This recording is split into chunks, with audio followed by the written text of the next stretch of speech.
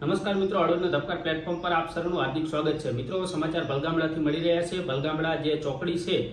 તે ચોકડી પર આગનો બનાવ બન્યો છે। વીજ વાયરનો તણખલો જે વાડમાં પડ્યો અને વાડમાં ભડભડ જે આગ છે તે અચાનક જ ત્યાં આગ લાગી અને એ આગ ધીમે ધીમે ઠેઠ ચોકડી સુધી પહોંચી। આગની જે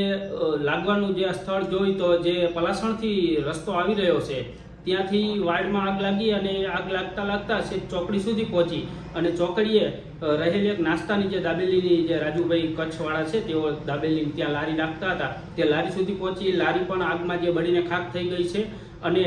ત્યાંથી આગળ વધીને પણ હળવદ બાજુ જે રસ્તો છે ત્યાં સુધી આગ પહોંચી અને બપોરના સમયે આગ લાગવાના કારણે ત્યાં લોકો પણ થોડી ઓછા હતા અને આ લોકોએ જે તાત્કાલિક જે કંઈ લોકો હાજર હતા તેમને તાત્કાલિક ફાયર ફાઇટરને જાણ કરી અને હળવદથી ફાયર ફાઇટર ત્યાં તાત્કાલિક પહોંચ્યું અને આગને છે તે સંપૂર્ણ રીતે આગ પર કાબુ તો ગુજારી લીધો છે, પરંતુ તેમાં જે નાસ્તાની લારીઓ હતી તે બળીને ખાખ થઈ ગઈ છે અને સદનસીબે જે સામેના ભાગમાંથી ક્યાંય આગ નથી પહોંચી, કારણ કે જો ત્યાં પહોંચ્યું તો ત્યાં મોટી સંખ્યામાં લોકો પણ હતા, ત્યાં પણ હોટલો ને એ બધું છે